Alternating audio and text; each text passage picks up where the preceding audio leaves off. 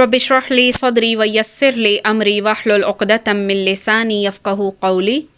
बिस्मिल्लाहिर रहमानिर रहीम। जब युग़श्शिकुमुन नुआसा, जब ढांकता था तुमको नुआसा ओंग से, अमनतन अमन की, मिन्हु उसकी तरफ से, वयुनज़्ज़िलु और उतारता था, अलैकुम तुम्हारे ऊपर, मिनस्समाई आसमान से, माअन पानी को, लियुत्तहिरकुम ताकि वो पाक करे तुम्हें, बिही उसके साथ, वयुज़हिबा और दूर कर दे, अन्कुम तुमसे, रिज्ज़श शैतान की नजासत को, वलियरबिता और ताकि बांध दे, अला ऊपर, क़ुलूबिकुम तुम्हारे दिलों को, वयुसब्बिता और साबित कदम रखे, बिही इसके साथ, अक़दाम तुम्हारे कदमों को। तो यही ग़ज़वा बदर का ही वाक़या चल रहा है कि उस वक़्त को याद करो जब तुम पर ओंघ तारी कर रहा था अल्लाह और अपनी तरफ से चैन देने वाला था, और चैन देने के लिए तुम पर पानी बरसा रहा था कि उस पानी के ज़रिए से तुमको पाक कर दे और तुमसे शैतानी नजासत को दूर कर दे या शैतानी वसवसे को दूर कर दे, और तुम्हारे दिलों को मजबूत कर दे और तुम्हारे पाँवों को जमा दे। जिस वक्त यूही वही पहुंचाता था रब्बुका तेरा रब, इलल मलाइकती फरिश्तों की तरफ, इन्नी कि मैं बेशक मैं माकुम तुम्हारे साथ हूँ, फसब्बितू पस साबित कदम रहो, अल्लज़ीना तो उन लोगों के जो आमनु ईमान ले आए, सउल की अन करीब दाखिल करूँगा मैं, फ़ी क़ुलूबिल्लज़ीना उन लोगों के दिलों में, कफ़रू जो काफिर हुए, रौब दाखिल करूँगा, फ़ज़रिबू पस मारो, फ़ौक़ल आनाक गर्दनों के ऊपर, वज़रिबू और मारो, मिनहुम उनमें से, कुल्ला बनान हर एक का पोर पोर तोड़ कर रख दो। तो क्या फरमाया कि उस वक़्त को याद करो जब आपका रब फरिश्तों को हुक्म देता था कि मैं तुम्हारा साथी हूँ, सो तुम ईमान वालों की हिम्मत बढ़ाओ, मैं अभी कुफार के दिलों में रोब डाले देता हूँ, सो तुम उनकी गर्दनों पर मारो और उनके पोर पोर मार डालो। तो अब यहाँ से कुदरती असबाब का जिक्र हो रहा है कि मुसलमानों को फ़तह का सबब जो बने थे, तो ये असबाब 4 थे। कुदरती असबाब जो सबब बने थे वो 4 थे। तो इस जंग में अल्लाह ताला ने मुसलमानों की 4 तरह से मदद फरमाई थी, उसका जिक्र किया जा रहा है कि इस जंग में फ़तह के कुदरती असबाब का बहुत ज़्यादा अमल दखल है। तो फिर तुम माले गनीमत पर जो झगड़ा कर रहे हो और उस पर कब्ज़ा कैसे कर सकते हो, ये तो सिर्फ़ अल्लाह की मदद से तुम्हें मुयस्सर आया है, तो ये माल अल्लाह और उसके रसूल ही का होना चाहिए। अल्लाह का रसूल सल्लल्लाहु अलैहि वसल्लम जैसे चाहे वो इसे तकसीम करेगा। तो हुआ क्या था कि मैदान बदर में मुसलमानों के पहुंचने से पहले काफिर पहुंचकर पक्की ज़मीन पर उन्होंने अपना पड़ाव डाल लिया था, और जो जगह मुसलमानों के पड़ाव के लिए मैसर आई थी वो रेतली थी और बुलंदी पर वाक़ थी, और वहाँ पानी नाम का भी नहीं था, और इसकी बजाय सिर्फ गर्दो गुबार वहाँ उड़ रहा था। तो मुसलमानों को एक तो प्यास ने सताया हुआ था और दूसरा वज़ू और तहारत के लिए उन्हें पानी नहीं मिल रहा था। तीसरा, सामने काफिरों का लश्कर था, उसको देखकर वो सख्त घबराहट में भी मुब्तला थे, और शैतान तरह तरह के वसवसे उनके दिलों में डाल रहा था कि तुम्हारी खुराक के लिए भी कुछ नहीं है, पीने को कुछ मैसर नहीं है, तो भला तुम इतने बड़े लश्कर का मुकाबला कैसे कर सकोगे। तो इस हाल में अल्लाह ताला की मदद मुसलमानों को जो शामिल हुई वो इस तरह के रात को ज़ोर से बारिश हुई, और उसके 3 फ़ायदे हुए कि मुसलमानों ने बड़े बड़े हौज़ बनाकर पानी जमा कर लिया था और उन्हें पीने नहाने धोने के लिए पानी मैसर आ गया था, और नीचे से रेत जो थी वो जम गई थी, जहाँ पहले कदम फिसलते थे वहाँ अब जमने लगे थे, और इस तरह वो शैतानी वसवसे उनके दूर हो गए थे जो शैतान मुसलमानों के दिलों में डाल रहा था। तो यही पानी का रेला जब बहकर कुफार के लश्कर की तरफ गया तो वहाँ कीचड़ और फिसलन पैदा हो गई थी। तो ये अल्लाह ताला की मदद की पहली सूरत थी। दूसरी सूरत ये थी कि जंग की इब्तदा में ही अल्लाह ताला ने मुसलमानों पर गनूदगी तारी कर दी थी। इसका असर ये हुआ था कि एक तो बदन से थकावट दूर हो गई, दूसरा काफिरों की जो हैयत जहनों पर सवार थी वो दूर हो गई, ताज़ा दम ताज़ा दिमाग होने की वजह से उनमें चुस्ती आ गई। तो जब आप खुद सारी रात अल्लाह के हजूर फरियाद और आहोजारी करने के बाद सैयदना अबू बकर की दरख्वास्त पर बाहर निकले, तो उस वक़्त गनूदगी की कैफियत तारी हो गई, और जब इस हालत से संभले तो आपके चेहरे पर मुस्कुराहट थी, रसूलुल्लाह सल्लल्लाहु अलैहि वसल्लम के चेहरे पर, और वो ये तिलावत फरमा रहे थे इस्तवा अलल अर्श वाली आयत। तो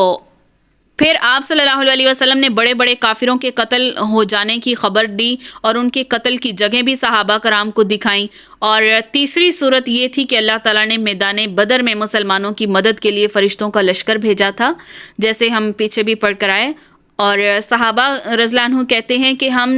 جن کافروں کی موت فرشتوں کے ہاتھوں واقع ہوتی، ہم اس لاش کو پوری طرح پہچان لیتے تھے. فرشتوں کی آمد سے جہاں مسلمانوں کے دلوں کو ثابت قدمی اور قرار حاصل ہوا، وہاں کافر سخت بد دل اور مرعوب ہو گئے تھے. اور چوتھی صورت جو ان کی مدد کی گئی تھی، اس کا آگے ذکر آتا ہے، اس کو دیکھتے ہیں. ذالک، یہ بانہم، اس لیے کہ شاقوا،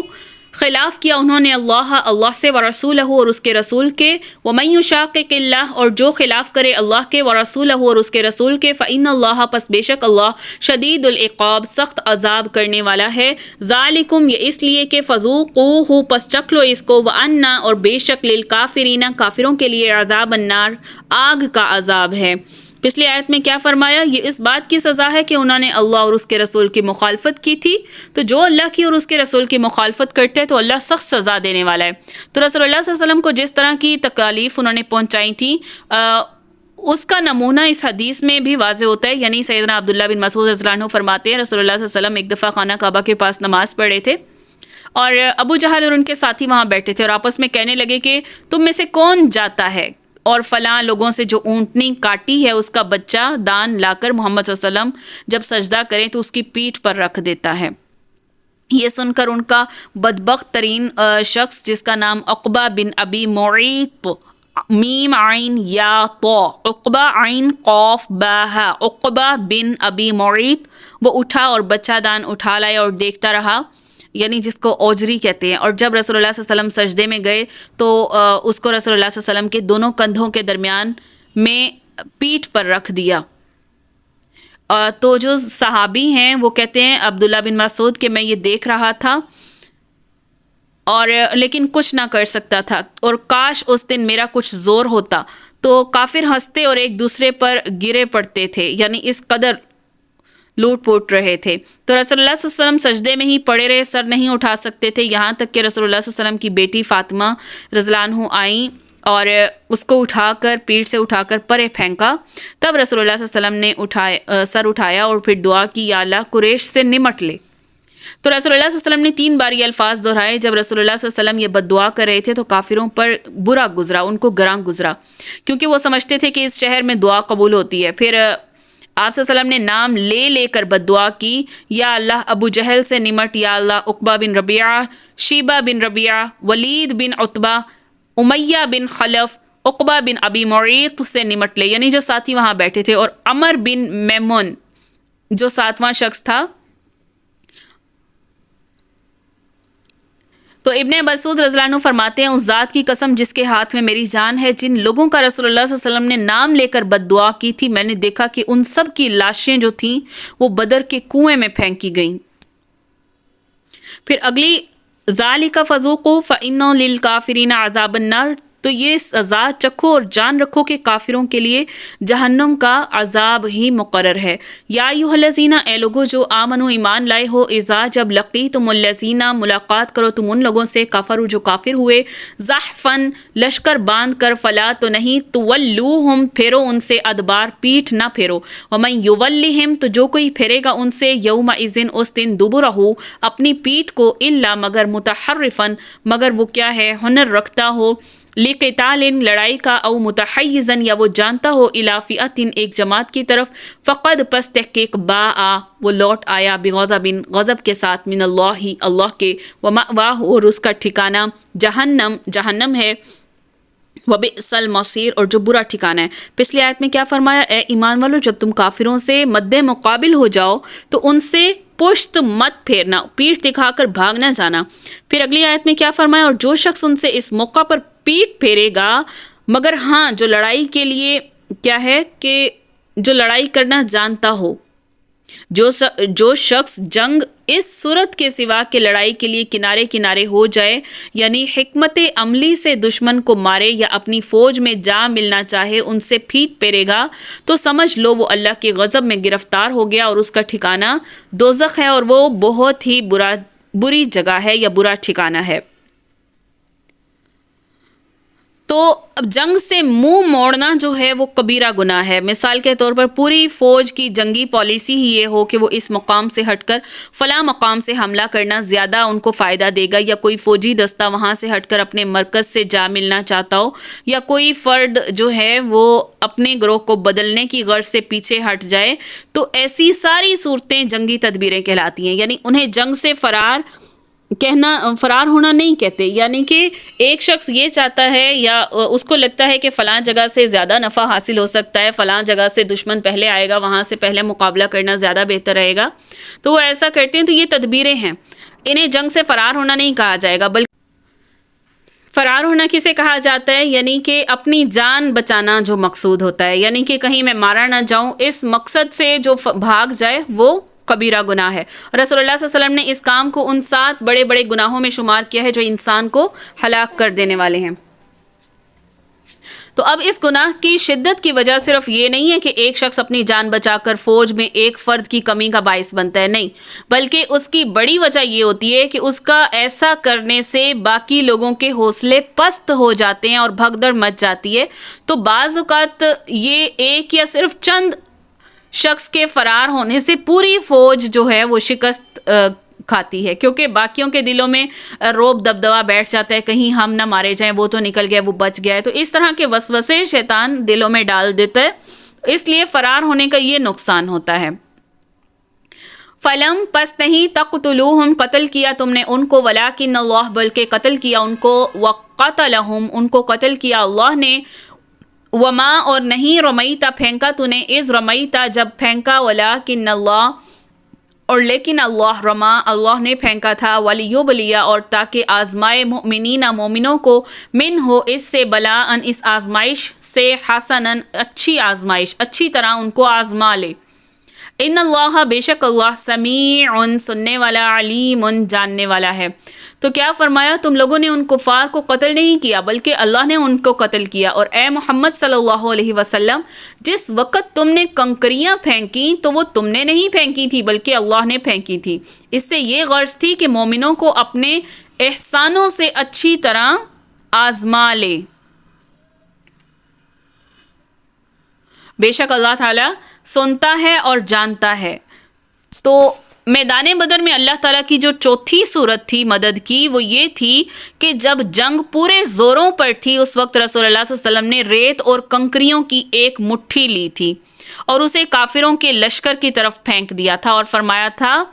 شاہت الوجوہ، یعنی اس ریت کے ذرات کافروں کی آنکھوں میں جا لگے تھے، جس سے وہ آنکھیں ملتے رہ گئے اور انہیں کچھ سجھائی نہیں دے رہا تھا۔ اس وقت اللہ تعالیٰ نے مسلمانوں کو موقع دیا تھا کہ وہ کافروں کو بے درہ قتل کر سکیں۔ تو بعض عقل پرست حضرات کہتے ہیں کہ مٹی پھینکنے کے وقت ہوا کا رخ بعض کافروں کی طرف تھا، اس لیے کافروں کو یہ حادثہ پیش آیا تھا۔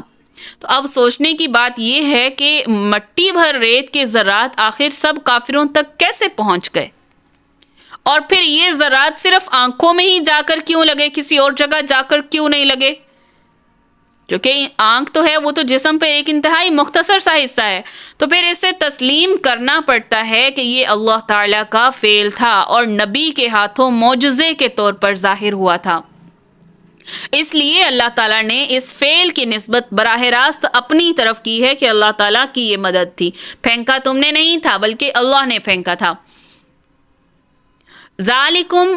یہ بات یہ ہے، وَأَنَّ اللَّهَ یہ کہ اللہ موہن سست کرنے والا ہے، کئی دل کافرین کافروں کی تدبیر کو، یعنی کافروں کی تدبیر کو ناکام بنانے والا ہے یا اسے کمزور کرنے والا ہے۔ یعنی مدد کی ان سب صورتوں کا فائدہ تو مسلمانوں کو پہنچتا رہا اور ساتھ ہی ساتھ کافروں کو اتنا ہی نقصان بھی پہنچتا رہا، اور جو تدبیریں وہ مسلمانوں کے نقصان کے لیے کر رہے تھے اللہ نے اسے توڑ کے رکھ دیا اور ان کے سارے منصوبے خاک میں ملا دیے۔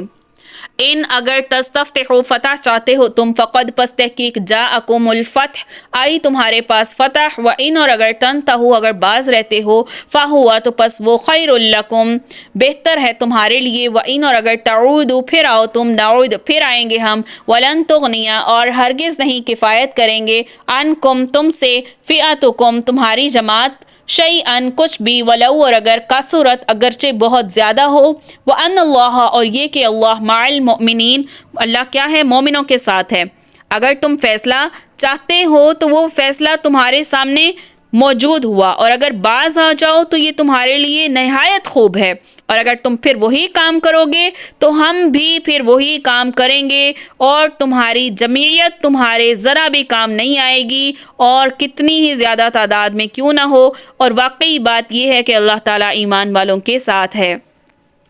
تو کفار مکہ مسلمانوں سے کہا کرتے تھے اگر تم دعوے میں سچے ہو تو یہ فیصلہ کب ہوگا،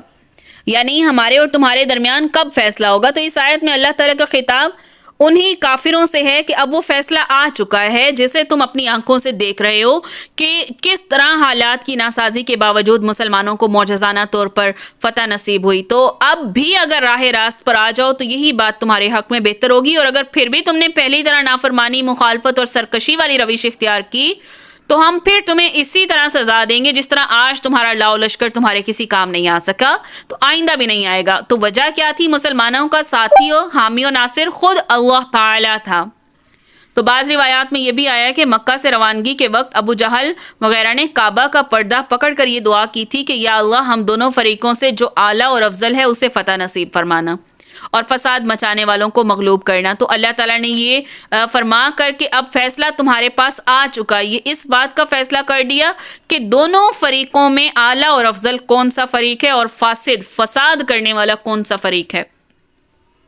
یا ایھا الذین آمنو، اے لوگو جو ایمان لائے ہو، اطیعوا اللہ، اطاعت کرو اللہ کی و رسولہ اور اس کے رسول کی، ولا تولوا اور مت تم پھرو عنہ اس سے، وانتم اور تم تسمعون اور تم سنتے ہو، ولا تکونوا اور مت تم ہو جاؤ کالذین ان لوگوں کی طرح، قالوا جو کہتے ہیں سمعنا ہم نے سنا، وہم لا یسمعون اور وہ نہیں سنتے۔ اے ایمان والو اللہ اور اس کے رسول کے حکم پر چلو اور اس سے روگردانی نہ کرو اور تم سنتے ہو، اور ان لوگوں کی جیسے نہ ہو جانا جو کہتے ہیں کہ ہم نے اللہ کا حکم سن لیا مگر حقیقت میں وہ سنتے نہیں ہیں۔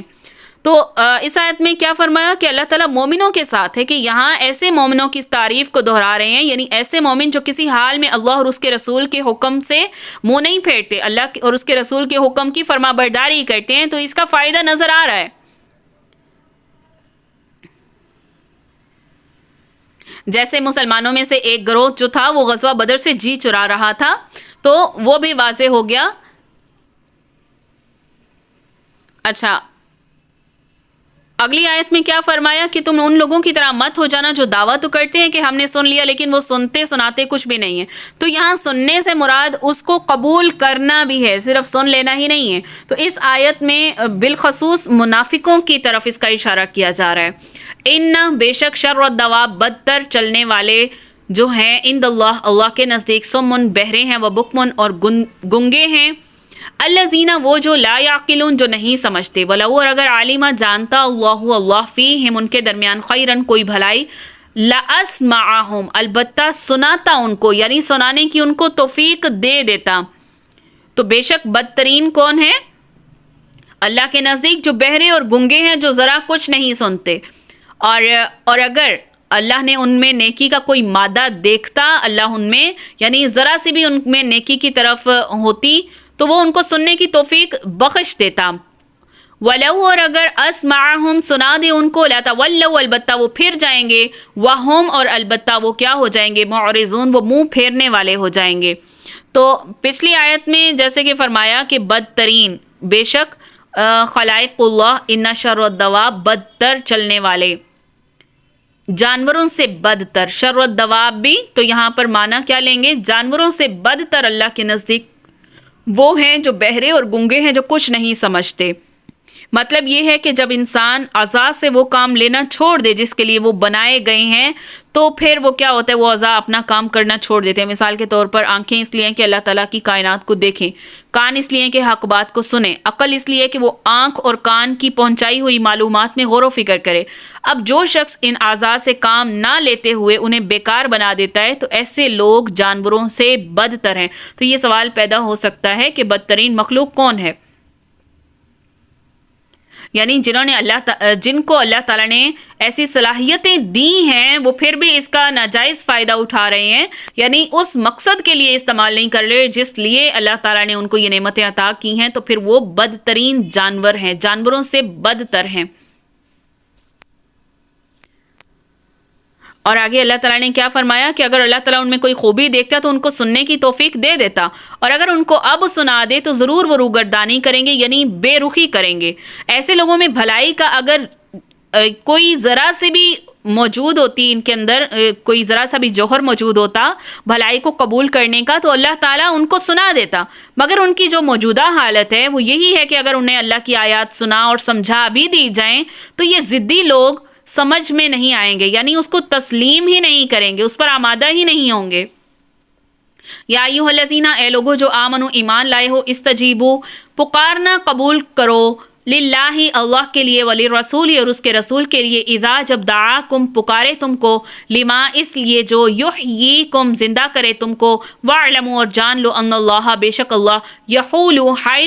حائل ہوتا ہے، بین المرء درمیان آدمی کے، وقلبہ اور اس کے دل کے درمیان، وانہ اور یہ کہ الیہ اسی کی طرف، تحشرون تم جمع کیے جاؤ گے، تم اکٹھے کیے جاؤ گے۔ تو اے ایمان والو، اللہ اور اس کے رسول کے کہنے کو بجا لاؤ، جبکہ رسول تم کو تمہاری زندگی بخش چیز کی طرف بلاتے ہیں، تو جان رکھو اللہ تعالیٰ آدمی کے اور اس کے دل کے درمیان آڑ بن جایا کرتا ہے، تو بلا شبہ تم سب کو اللہ ہی کے پاس جمع ہونا ہے۔ یعنی اللہ اور اس کے رسول کا جو پیغام ایسا ہے کہ تمہیں دنیا میں بھی عزت اور اطمینان کی زندگی نصیب ہوگی، آخرت میں بھی نعمتوں سے بھرپور زندگی حاصل ہوگی۔ تو اس کے مفہوم کو سمجھنے کے لیے یہ بات ذہن میں رکھنی چاہیے کہ یہ سورت غزوہ بدر کے بعد نازل ہوئی، جبکہ مسلمانوں کی ایک ریاست قائم ہو چکی تھی اور وہ آزادانہ زندگی بھی گزار رہے تھے، اور غزوہ بدر میں فتح نے انہیں ایک قوم کا درجہ دے دیا تھا، اور وہ آپس میں بہت پیار محبت اور بھائی بھائی بن کر رہ رہے تھے۔ تو اب یہاں پر اللہ تعالیٰ نے کیا فرمایا کہ پھر اللہ اور اس کے رسول نے تمہیں تعلیم دی اور تمہاری زندگی کا رخ موڑا، تو اب تم امن چین سے زندگی گزار رہے ہو، تو اب تم پر لازم ہے کہ فوراً اللہ اور اس کے رسول کی اطاعت کرو، اور جیسے رسول اللہ صلی اللہ علیہ وسلم تمہیں بلائیں تو بلانے پر فوراً حاضر ہو جاؤ۔ اس آیت سے اور کیا پتہ چلا کہ انسان چاہے کتنے ہی ضروری کام جیسے کہ فریضہ نماز میں بھی مشغول ہے، تو اسے اللہ اور اس کے رسول کے بلانے پر نماز چھوڑ کر فوراً حاضر ہونا چاہیے۔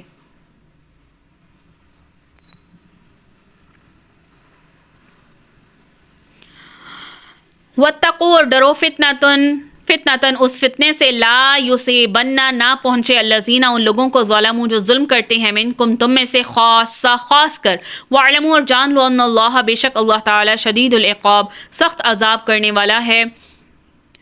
اور اس فتنے سے ڈرو جو خصوصیت کے ساتھ انہی لوگوں پر واقع نہ ہوگا جو تم میں گناہ گار ہیں، اور جان رکھو کہ اللہ سخت عذاب دینے والا ہے۔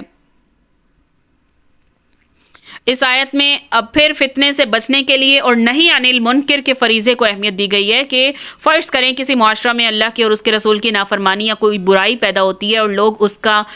بر وقت نوٹس نہیں لیتے، جس کا نتیجہ کیا ہوتا ہے کہ وہ برائی پورے معاشرے میں پھیل جاتی ہے، تو اب اس برائی کی پاداش میں اللہ کی طرف سے جو عذاب آئے گا وہ سب لوگوں کو اپنی لپیٹ میں لے گا۔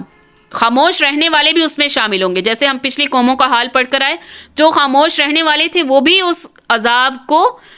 کیا کرتے تھے، وہ اللہ کا عذاب اس کو بھی پہنچتا تھا۔ تو جب اللہ اور اس کے رسول کی نافرمانی ہو رہی ہو اور اس پر بر وقت اس کا کوئی ایکشن نہ لیا جائے، نتیجہ کیا ہوتا ہے، وہ برائی معاشرے میں پھیل جاتی ہے اور اس پر جو اللہ کا عذاب آتا ہے وہ سب کو اپنی لپیٹ میں لے لیتا ہے۔ یہ ممکن نہیں رہے گا کہ جو لوگ اس برائی کا کام نہیں کرتے وہ بچ جائیں گے، کیونکہ ان لوگوں کا جرم کیا تھا کہ وہ برائی پیدا ہوئی یا بڑھنے لگی تو اس وقت اسے روکنے سے انہوں نے غفلت کیوں برتی۔ اگر وہ روکتے تو سب لوگ عذاب سے بچ سکتے تھے، لیکن روکا نہیں تو یہ ان کا قصور ہے۔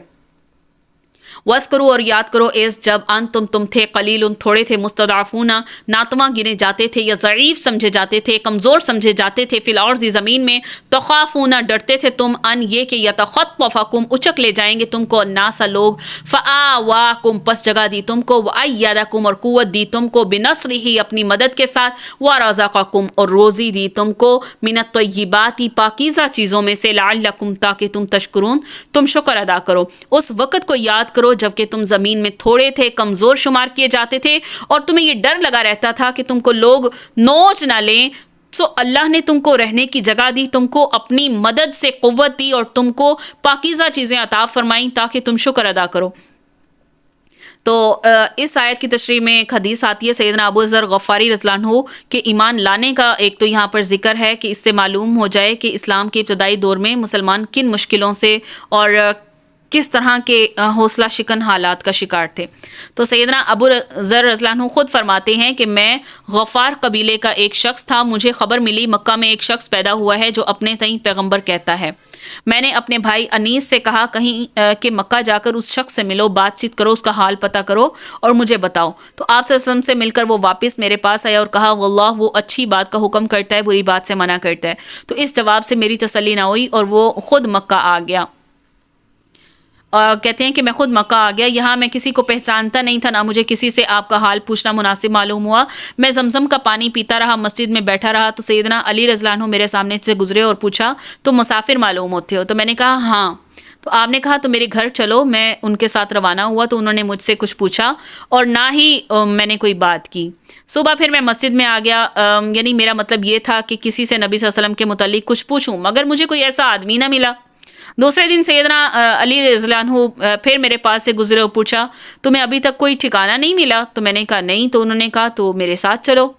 بتاؤ تمہارا کیا کام ہے، یہاں کیسے آئے ہو؟ تو میں نے کہا اگر تم کسی کو نہیں بتاؤ گے تو میں آپ کو بتاتا ہوں. تو سیدنا علی نے کہا ٹھیک ہے. تب میں نے انہیں اپنے بھائی کو بھیجنے والا واقعہ سنایا اور کہا کہ میں اس نبی کو ملنا چاہتا ہوں. تو سیدنا علی کہنے لگے یہ تمہارے لیے بہت اچھا اتفاق ہوا، میں بھی اسی نبی کے پاس جا رہا ہوں، تم میرے پیچھے پیچھے چلے آؤ.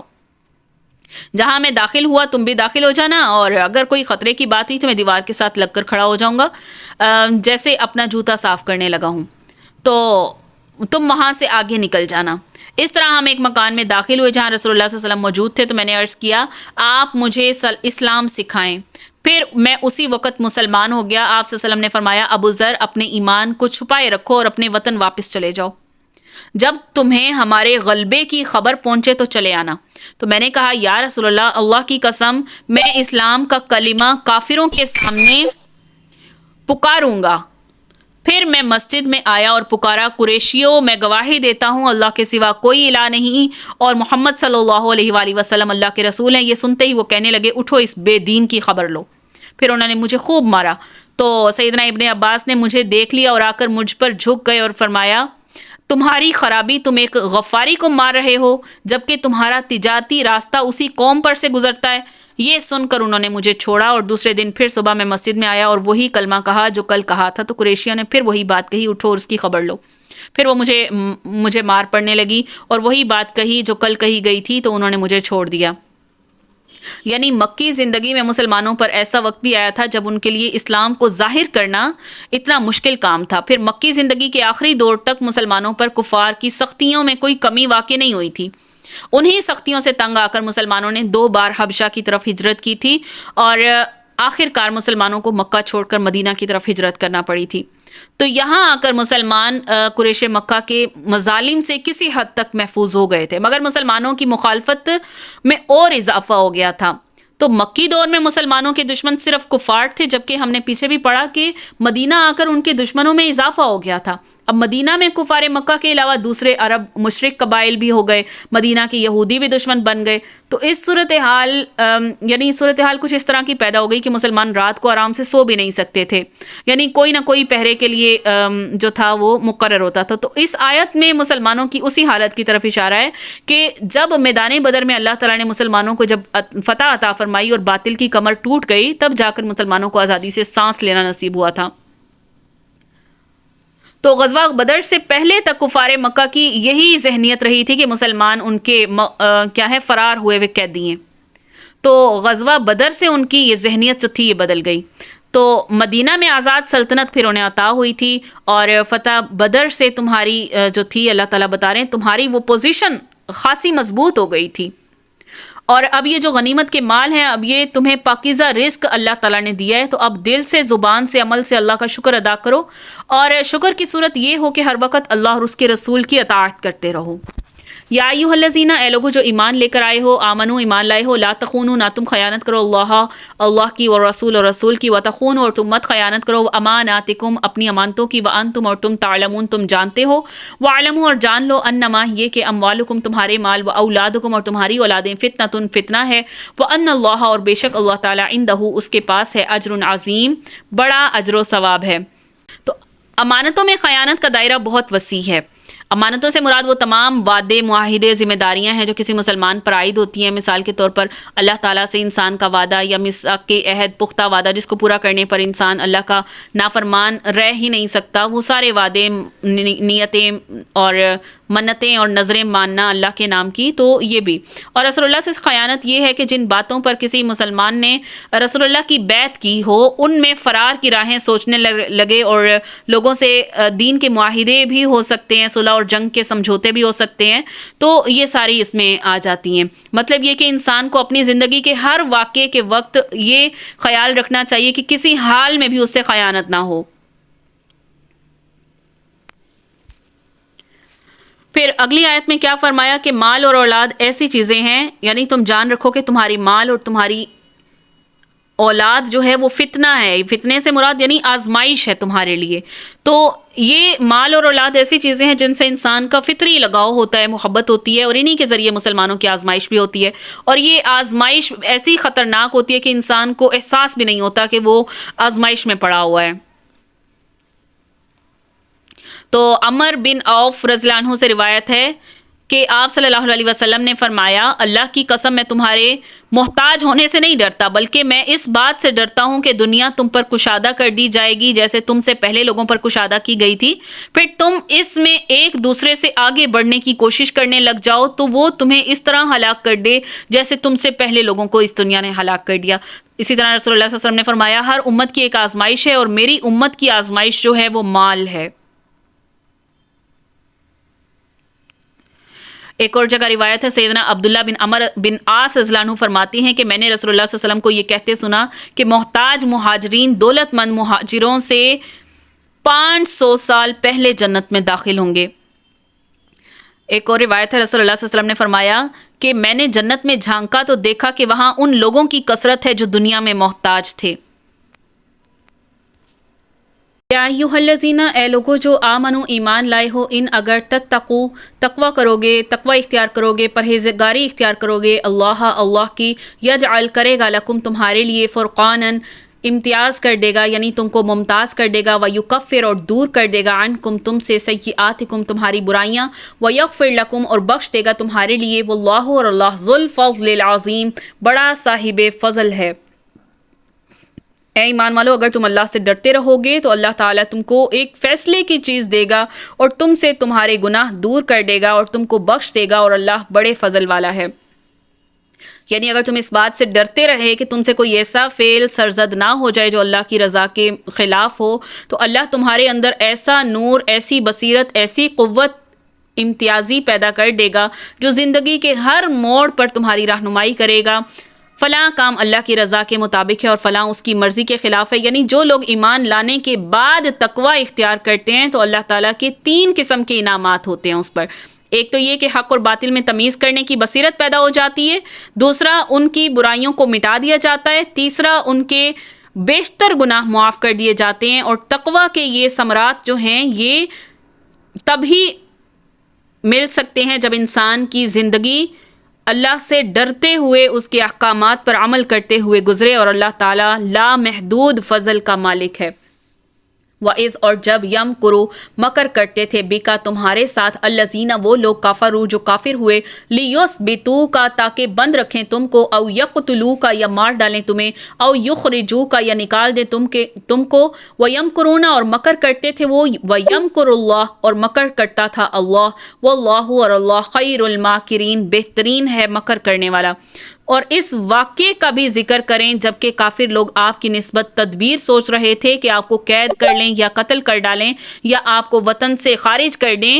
وہ تو اپنی تدبیریں کر رہے تھے اور اللہ اپنی تدبیر کر رہا تھا، اور سب سے زیادہ مضبوط مستحکم تدبیر کس کی ہے؟ اللہ کی ہے۔ جب کچھ مسلمان ہجرت کر کے مدینہ چلے آئے تو کفار مکہ کو یہ خطرہ ہوا کہ اگر محمد صلی اللہ علیہ وسلم یہاں مکہ سے ہمارے ہاتھوں سے نکل گئے تو پھر یہ خطرہ ہمارے قابو سے نکل جائے گا، تو جیسے بھی ممکن ہو ان کا فوری علاج سوچنا چاہیے۔ تو اس غرض سے انہوں نے کیا کیے، میٹنگ کرنا شروع کر دی اور اپنی مجالسیں کرنا شروع کر دیں اور اپنی تجاویز اور رائے لینا شروع کر دیں۔ کسی نے کہا کہ اسے زنجیر بند کر کے قید کر دیا جائے۔ شیطان جو خود اس میٹنگ میں انسانی صورت میں حاضر ہوا تھا وہ کہنے لگا کہ یہ تجویز درست نہیں ہے، اسے قید نہ کرو کیونکہ اس کے پیروکار اتنے ہیں، اس کے اوپر جان نشاور کرنے والے اتنے ہیں، وہ اپنی جانیں خطرے میں ڈال کر بھی اس کو کسی نہ کسی وقت چھڑا کر لے جانے میں کامیاب ہو جائیں گے۔ تو یہ جو ان کی چالیں تھیں، اس میں شیطان خود روپ بدل کر یعنی انسانی شکل میں اس مجلس میں شامل ہوا تھا۔ تو اس کا آگے کہیں واقعہ آئے گا، تو اس سے فائدہ کیا ہوگا کہ کم از کم ہم تو ہر روز کی بک بک سے نجات پا جائیں گے، وہ یہ کہتے تھے۔ تو شیطان نے کہا یہ تجویز بھی ٹھیک نہیں ہے۔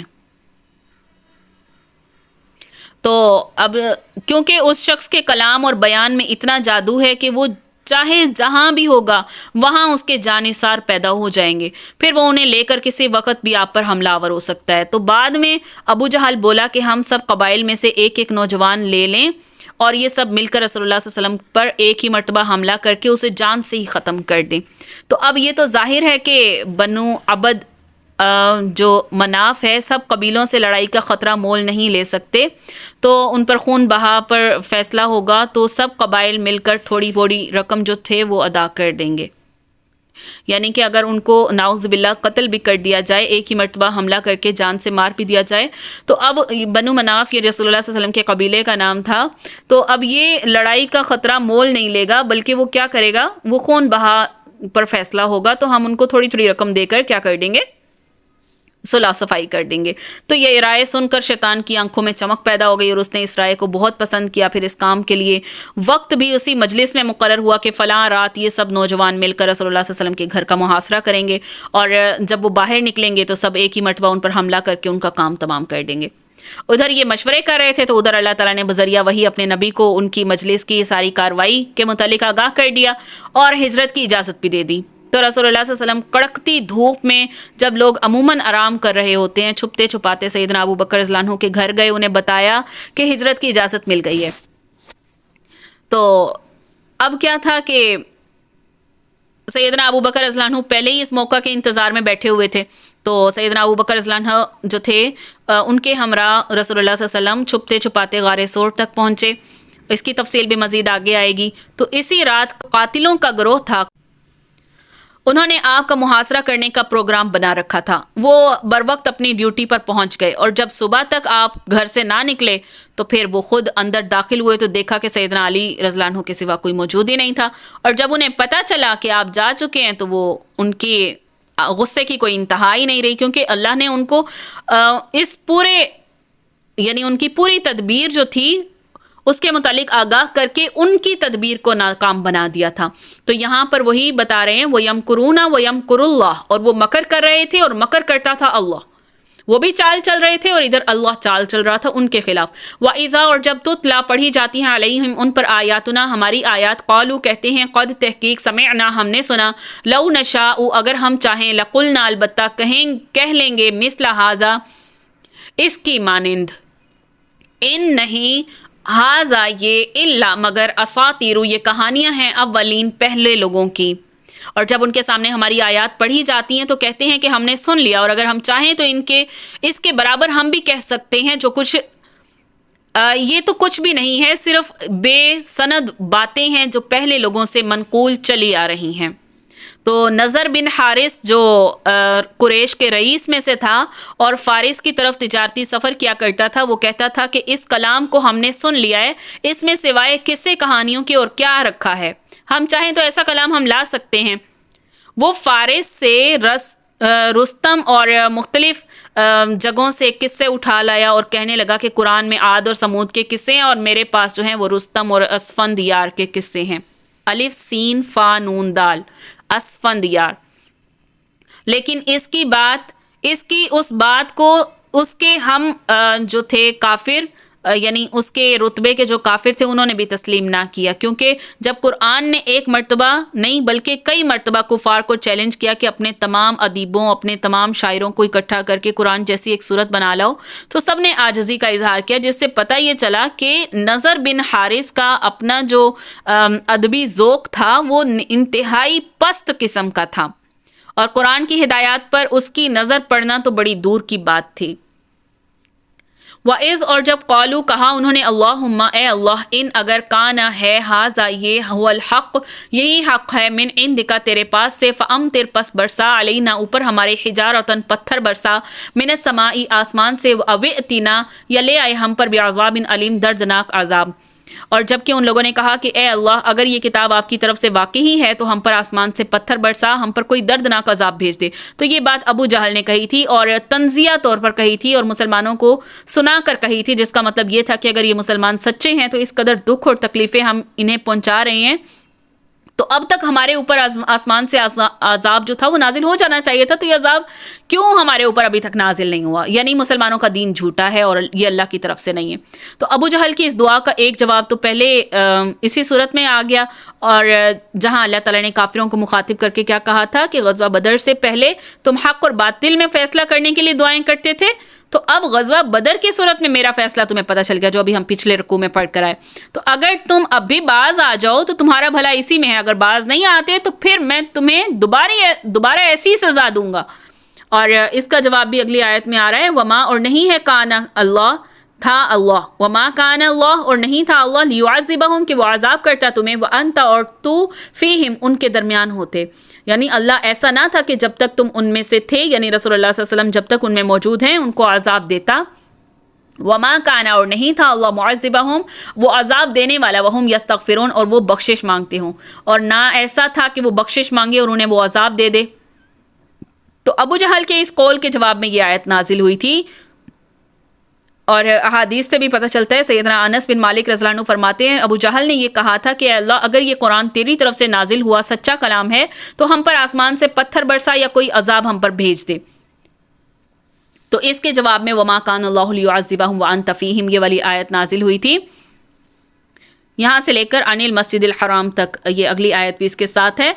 یہ نازل ہوئی تھی۔ اور ابو موسیٰ کہتے ہیں کہ رسول اللہ صلی اللہ علیہ وسلم نے فرمایا کہ اللہ تعالیٰ نے میری امت کے لیے 2 امان کی چیزیں اتاری ہیں۔ پھر یہ والی آیت پڑھی، پھر فرمایا کہ جب میں دنیا سے چلا گیا تو تمہارے لیے امن کی چیز جو رہ جائے گی وہ استغفار ہے، اس کو قیامت تک کے لیے میں چھوڑ جاؤں گا تم لوگوں کے درمیان۔ تو یعنی فوری طور پر تم پر پتھروں کا عذاب نازل نہ کرنے کی ایک وجہ تو یہ ہے کہ تم میں ابھی اللہ کا رسول موجود ہے اور اس کی موجودگی میں تم پر عذاب نہیں آ سکتا۔ دوسری وجہ یہ کہ اللہ کا رسول اور مومنوں کی جماعت ہے جو ہر وقت اللہ سے استغفار کرتے رہتے ہیں، تو میرا قانون یہی ہے کہ جب تک اس قوم میں استغفار کرنے والے موجود ہوں گے تو میں ان پر عذاب نازل نہیں کروں گا۔ وما لہم، اور کیا ہے ان کے لیے، اللہ یہ کہ نہیں، یعذبہم، عذاب کرتا ان کو اللہ وہم، اور وہ یصدون، وہ بند کرتے ہیں، عن المسجد، مسجد سے حرام، مسجد حرام میں نماز پڑھنے سے روکتے ہیں۔ وما کانوا، اور نہیں ہے وہ، اولیاء،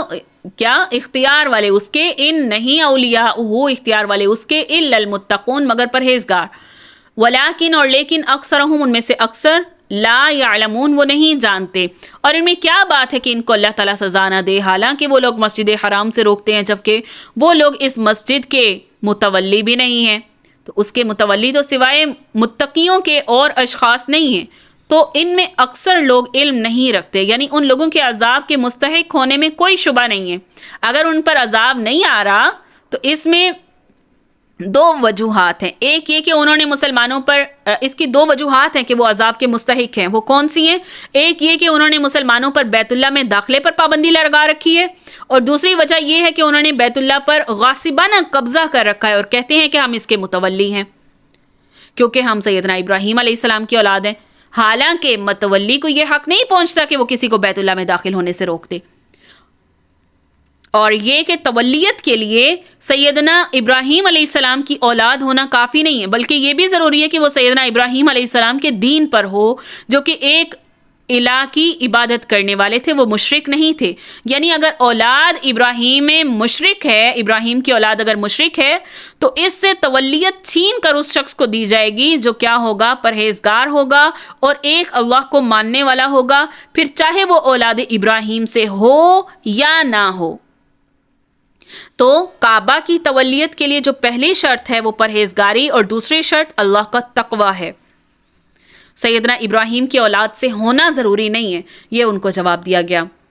وما کانا، اور نہیں ہے صلاتہم ان کی نماز، اندا نزدیک، بیتی بیت اللہ کے، الا مگر مقاعن مگر سیٹیاں بجانا، و تصدیہ اور تالیاں بجانا، فذوقوا پس چکھو عذاب عذاب کو، بما اس وجہ سے جو کن تم تھے تکفرون تم کفر کرتے تھے. اور ان کی نماز کعبہ کی بات صرف یہ تھی کہ سیٹیاں بجانا اور تالیاں بجانا، سو اپنے کفر کے سبب اس عذاب کا مزہ چکھو. تو ان مشرک متولیوں کی بیت اللہ کے اندر عبادت کے بہت سے طریقے تھے کہ نمبر 1 کے ننگے ہو کر طواف کرتے تھے، سیٹیاں اور تالیاں بجا کر اپنی تفریح گاہ کا سامان انہوں نے وہاں پر کیا ہوتا تھا اور اس کا نام انہوں نے عبادت رکھا ہوتا تھا. پھر اس پر دعویٰ یہ کہ مسلمانوں کا دین سچا ہے تو ہم پر عذاب کیوں نہیں آ جاتا. تو غالباً وہ یہ سمجھتے ہیں کہ عذاب صرف آسمان سے پتھروں کی صورت میں یا خوفناک چیخ یا زلزلے کی صورت میں ہی آ کر رہے گا. حالانکہ غزوہ بدر میں جو ان کی شکست تھی یہ بھی اللہ کی طرف سے ایسا عذاب تھا جس نے کفر اور کافروں کی کمر توڑ دی تھی. انہوں نے جنگ پر اصرار تو محض اس توقع پر کیا تھا کہ مسلمانوں کی تھوڑی سی جماعت کو صفائے ہستی سے نیست و نابود کر دیں گے. انہیں کیا پتا تھا کہ یہ جنگ ہی اللہ کا عذاب بن کر ان پر مسلط ہونے والی ہے. تو یہ ان کی دعا کی قبولیت کا وقت آ چکا ہے اور تقدیر الہی کا فیصلہ تمہارے خلاف صادر ہونے والا ہے. تو اس لیے فرمایا فذوقوا العذاب بما کنتم تکفرون، اب چکھو یہ والا عذاب جو تم کیا کرتے تھے؟ کفر کرتے تھے، اس وجہ سے تم پر آیا ہے. ان الذین، بے شک وہ لوگ، کفروا جو کافر ہوئے، ينفقون وہ خرچ کرتے ہیں، اموالہم اپنے مال، لیصدوا تاکہ بند کریں، عن سبیل اللہ اللہ کے راستے سے، فسینفقونھا پس البتہ خرچ کریں گے ان کو، ثم پھر تکون ہوگا علیہم ان پر، حسرتاً حسرت افسوس ہوگا، ثم پھر یغلبون وہ مغلوب کیے جائیں گے. والذین، اور وہ لوگ جو کافر جو کافر ہوئے، الی جہنم طرف جہنم کے، یحشرون اکٹھے کیے جائیں گے.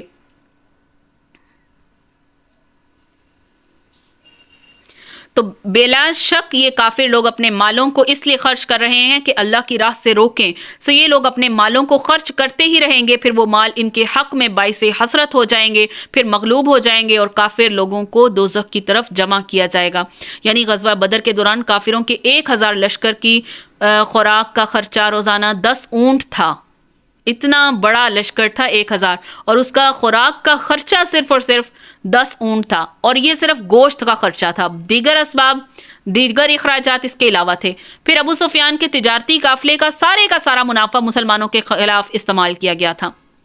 تو اس آیت میں جو غزوہ بدر کے بعد نازل ہوئی، کافروں کے حق میں ایک ایسی پیشن گوئی بھی کی گئی جو بعد کے دور میں حرف بحرف درست ثابت ہوئی. یعنی غزوہ بدر کے بعد بھی کافر خرچ بھی کرتے رہیں گے اور شکست کھا کر پٹتے بھی رہیں گے. اور پھر ایک وقت آئے گا جب اسلام دشمنی کی راہ میں ان کا خرچ کیا ہوا مال، خرچ کیا ہوا وقت اور اپنی جسمانی جو ان کی مشقتیں ہیں اور جانوں کا نقصان ہے، ایک ایک چیز ان کے لیے حسرت کا باعث بن جائے گی، اور پھر ان کو جہنم کے عذاب کی طرف ہانکا جائے گا، اکٹھا کیا جائے گا. لیمیز اللہ، تاکہ جدا کر دے اللہ خبیثہ ناپاک کو، من الطیب پاک سے، ویجعل اور کر دے خبیثہ ناپاک کو، بعدہ اس کا بعض، علی بعض بعض پر، فیرکمہ پس اس کو ڈھیر کر دے، جمیعا سب کو اکٹھے، فیجعلہ پس کرے اس کو، فی جہنم جہنم میں ڈال دے، اولئک یہی لوگ، ہم الخاسرون کیا ہوں گے؟ خسارہ پانے والے ہوں گے. تو اللہ تعالیٰ ناپاک کو پاک سے الگ کر دے اور ناپاکوں کو ایک دوسرے سے ملا دے، پس ان سب کو اکٹھا ڈھیر کر دے، پھر ان سب کو جہنم میں ڈال دے، اور یہ ایسے پورے لوگ کیا ہوں گے؟ خسارے میں ہوں گے. تو اسلام کیا تھا؟ اسلام کے بتدریج غلبے اور کفر کے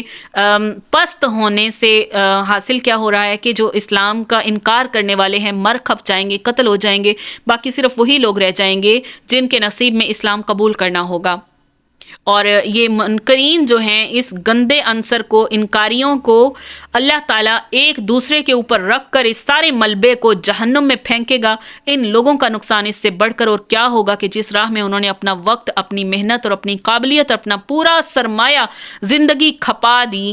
اور آخر میں انہیں یہ معلوم ہو کہ یہ راہ تو تھی ہی تباہی اور جہنم کی طرف لے کر جانے والی۔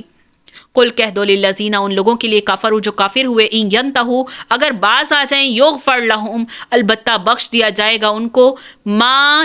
قد سلف جو کچھ پیچھے گزر گیا، وَإِن يَعُودُوا اور اگر وہ پھر کریں، فقد مضت پس تحقیق گزری ہے سنت الاولین پہلے لوگوں کی بات، پہلے لوگوں کا طریقہ گزر چکا۔ تو یعنی غزوہ بدر میں شکست سے دوچار ہونے کے بعد اب بھی یہ کافر اپنی ان سرگرمیوں سے باز آ جائیں تو ان کی پرانی ساری خطائیں معاف ہو سکتی ہیں، اور اگر باز نہیں آتے تو ان کا وہی حشر ہوگا جو غزوہ بدر میں ان کے پہلوں کا ہو چکا ہے۔ سنت الاولین کا دوسرا مطلب یہ بھی ہو سکتا ہے کہ اس کافر قوم پر بھی اللہ عذاب، یعنی کہ کافر قوم پر بھی اسی طرح اللہ کا عذاب آئے گا جس طرح پہلی سرکش قوموں پر آتا رہا۔ وقاتلوہم اور لڑو ان سے حتیٰ یہاں تک کہ لا تکونو نہ رہے فتنۃ کوئی فتنہ، ویکون الدین اور ہو جائے دین کلہ للہ پورے کا پورا اللہ کے لیے ہو جائے۔ فإن انتہوا پس اگر باز رہیں، فإن اللہ پس بے شک اللہ تعالیٰ بما اس کے ساتھ جو یعملون وہ عمل کرتے ہیں، بصیر وہ دیکھنے والا ہے۔